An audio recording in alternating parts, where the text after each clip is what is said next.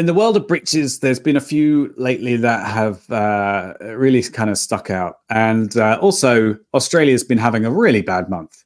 A few of these stories aren't from the last week, but they're pretty recent. The top of the pile, we've got Energy Australia hit by cyber attacks, hundreds of customers exposed. We have Woolworths from Australia. Apparently, data of 2.2 million customers of its My Deal website has been exposed. We have, a wine merchant, online wine merchant, who had another data leak. And we had Medibank Private, a health insurer in Australia, leaking customer data, which is, come on, Australia, get it together. It doesn't seem to be any one particular attacker, but a couple of others that stood out recently. We had a Microsoft breach, which may have affected 65,000 companies in 111 countries. And finally, Toyota discloses a data leak after an access key was exposed on GitHub, which had been there for 5 years.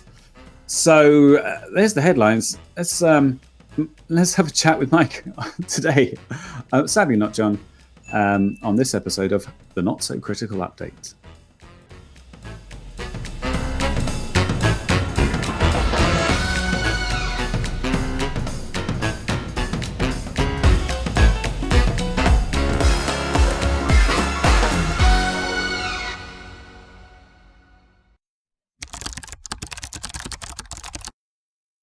Oh, Peter, isn't there a reason we stopped doing breach stories?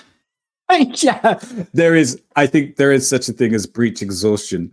It does get too much sometimes. And I think you highlighted them because of the Australia angle, but and the Toyota article, I think John and I might actually have done last week. But still, 5 new breach stories in the past 7 days as we're recording this. That's just, what is it a spike, or does it just feel this way because we saw the headlines? I think it was. I don't think it's necessarily a spike. I mean, probably if we looked at the trend, but the two that weren't Australia were significant in different ways. The Toyota one was like, holy shit, 5 years you've left this key on GitHub. Yeah. And the Microsoft one was just so massive, 65,000 companies. God knows how many actual people that is. That's a lot, Yeah, and then 2.2 million for Woolworths. Yeah, well, I mean, I kind of, segmented it's a deal split. Yeah, I put them together because and there doesn't seem to be any particular pattern. There's not like one group is just attacking one mammal gang is just attacking Australia. It just seems like a real run of bad luck. But I don't know. We've got to report on this, Mike. As responsible journalists, we need to do our jobs. This is not a journalism show. This is not a news show. I gotta say, there was a person who commented on one of the episodes, and they said this is irresponsible reporting.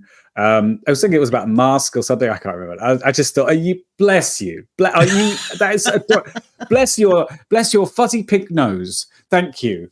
We are absolutely reporting and entirely irresponsible. Thank you. No, what was it that Stephen Colbert says? He says, "I don't pick the news; I just report on it." It just So it's ours is truthy. It sounds true. I mean, but these are true stories. All these things actually did happen. We had I feel like I think you described it as breach fatigue. Like that's where we were. It would just be week after week after week of data breach. And I think in part that's why, even going back to the pregnancy story that we did earlier in the week, maybe yesterday, it feels like longer because there are so many stories in this segment, I think. But that's why I say private. Like there's no privacy. All these things are breached. It's all out there. Nobody is protecting our data. Someone pointed that I saw someone point this out on Twitter today or this week, which was that Google has all of our data, right? Like all of it. And currently, it's not so bad. Maybe there are massive corporate Goliath with access to every aspect of our human lives, but it's just Google at the moment. But like at some point in the future, many years from now, they're probably going to be in a depressed market and maybe under pressure to perhaps sell or some or chunks of their, or all of the organization. And then all that data is going to belong to the person that bought them. So then it's going to be a real problem. But it's too late. They have that data now. We can't go and say, yeah. That's an interesting point. There's a story that we actually didn't even put in the rundown. We'll probably talk about it next week. We just had to draw a cutoff line somewhere. That Amazon is going to get more into the advertising game. And one of the problems resellers have with Amazon is all of their sales data is proprietary. They have a tremendous amount of data. I mean, if you think about Google and our web searching history, Amazon probably has nearly as much data about our buying behaviors and habits, and they're going to start leveraging that for advertising. But even if you look at Google, like they're using this for targeting. This is what's happening now. You can't buy the list of names, but you tell Google who you want to advertise to, and that's the data they're using for their targeting. Yeah, it's funny you mentioned Amazon, though. There's a couple of interesting things that I thought this week. One is, something was pointed out by someone else, but it's true. Amazon are not shy about the fact that they want to know everything about you. They have a thing which they're releasing or patented or had a marketing about, which is they want to develop a system which can tell when you're sleeping by like the echoes in the room, which is like creepy, without even the kind of a smartwatch or anything, just by the noises, the ambience in the room, which is crazy. Second thing was, I keep seeing ads for Amazon ads on Twitter, which is really weird to me. Like, I don't know. Is their own ad network not effective enough to just? Well, I think you see Amazon ads on Facebook, right? They promote their own products. It's an ad for Amazon ads. Amazon ads. Yeah. Oh, yeah. Okay, cool. Well, I think that goes to what I was saying about it. One of the issues with advertising on Amazon is defending them. What's that? You're going to start defending them, saying that's okay? No. Well, I mean, they should drive traffic to their product. If they're going to sell ads, they should try to attract that. But it's an advertising product. I'm trying to find it. But you have to sell an advertising product. Yeah, but it just seems so weird. Yeah, here we go. I don't know if you can see that. No, we can't see that. No. Okay. All right. Well, I tried. Nice try. I keep screenshots of all the crappy Twitter ads I've seen. It's really sad, but you can put them all together. In our Discord server, we actually have a PrivSec memes channel that's fun for stuff we want to make fun of. You can get access to that in the link below. And if you subscribe now for a chance to see our upcoming segment on weird Twitter ads that Peter's seen. Don't want to miss it. And click the bell icon to be notified. It makes sense that they're going to advertise their advertising on other platforms because they're trying to attract other advertisers. They also have a huge reseller community, and they have kind of a contentious relationship with their reseller community. This is us not doing the Amazon story this week, by the way. We're doing really well at that so far.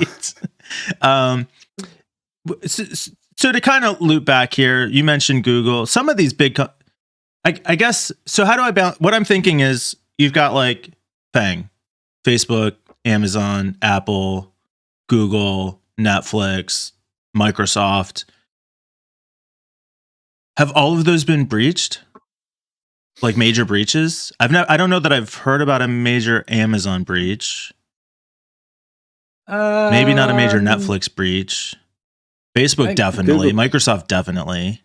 I don't know about Apple. Is it just a matter of time before there's like a huge, gigantic breach, or is the bigger risk just that sometime they're going to decide to sell that data? That was my prediction at the beginning of the year, which was that there would be a massive problem or attack. I don't know whether I deserve that pizza or not, because it's something that's already happened with LastPass. But that one of the password managers would get fucked. Why do you think you're getting a pizza for that? You are such a because degenerate. We made a bet. We did not make a bet. A prediction is not a bet. Okay, all right, fine. Listen, I'll tell you what. If any of your predictions come true, I'll buy you a pizza. How about that? Great. I am not reciprocating. But we now have documentation of your offer, so cool. Oh God. Yeah.